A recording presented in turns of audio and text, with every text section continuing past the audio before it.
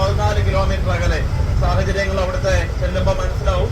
നമുക്ക് വേണ്ടി KTDS, അതായത് കേരള ടൂറിസം ഡെവലപ്മെന്റ് സൊസൈറ്റിയാണ് നമ്മുടെ യാത്ര ക്ഷേത്രത്തിലേക്ക് പോകാനുള്ളതും ഫ്രഷപ്പും ചെയ്തു തന്നിരിക്കുന്നത്. ഏകദേശം 2 മണിയാകുമ്പോഴത്തേക്ക് നമ്മളവിടെ ചെല്ലും. എല്ലാവരും ജെന്റ്സ് ലേഡീസ് സെപ്പറേറ്റ് റൂം തരും. ഫ്രഷപ്പ് ആയി കഴിഞ്ഞാൽ നമ്മള് ജീപ്പ് വരും. ജീപ്പിൽ തന്നെ നമ്മള് കൊണ്ടുപോകും. 6 മണിക്ക് ക്ഷേത്രത്തിൽ കയറ്റിവിടും.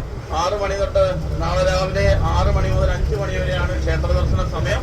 അപ്പോ ആ ക്ഷേത്രത്തില് എത്ര സമയം ക്യൂ, ചിലപ്പോൾ അരമണിക്കൂർ നിന്നാൽ മതിയാവും, ചിലപ്പോൾ 5 മണിക്കൂർ നിൽക്കേണ്ട വരും. തിരക്കൊന്നും നമുക്ക് പ്രഡിക്ട് ചെയ്യാൻ പറ്റത്തില്ല.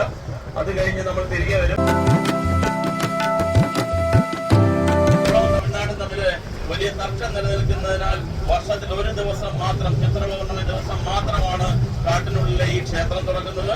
സമുദ്രത്തിൽ ഏകദേശം 1337 മീറ്റർ ഉയരത്തില് 2386 അടി ഉയരത്തിൽ കാണുന്ന ക്ഷേത്രം. അതാണ് അവിടുത്തെ പ്രത്യേകത. നമ്മൾ കാണുന്ന പോലെ വിശാലമായ സൗകര്യങ്ങളൊന്നും അവിടെ ഇല്ല. ക്ഷേത്ര ദർശനം നടത്തി തിരികെ വരിക മാത്രമാണ്.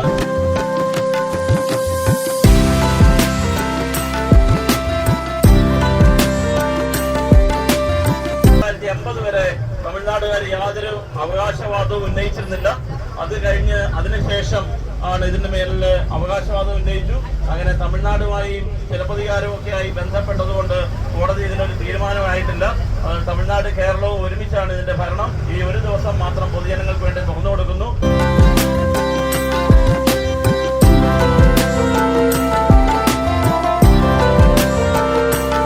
അപ്പോ കുമളിയിൽ നിന്ന് 14 കിലോമീറ്റർ അകലെ അപ്പോ ഒരു ക്ഷേത്രം എന്ന് പറഞ്ഞാൽ ഏകദേശം 2000 വർഷങ്ങൾ പഴക്കമുള്ള ക്ഷേത്രം. വലിയൊരു പുതിയ ക്ഷേത്രത്തിന്റെ ഒരു പ്രത്യേകത അവിടെ ഇല്ല. കല്ലുകൾ അടുക്കി വെച്ചിരിക്കുന്ന ഒരു ക്ഷേത്രം.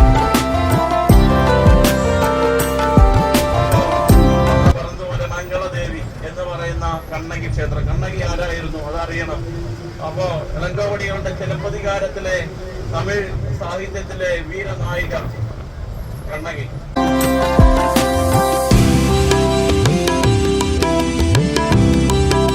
കണ്ണകിയുടെ ഭർത്താവായ കോവൽ അദ്ദേഹത്തെ വളരെ ബഹുമാനിക്കുകയും സ്നേഹിക്കുകയും ചെയ്തിരുന്ന കണ്ണകിയുടെ ഒരു ചിലമ്പ് കൊണ്ടുപോയി മധുരയിൽ കൊണ്ടുപോയി വിൽക്കുന്നുണ്ട്. അവിടെ വിൽക്കാൻ കൊണ്ട് ചെല്ലുമ്പോൾ തന്നെ രാജാവിന്റെ ഭടന്മാർ പിടിക്കുന്നു.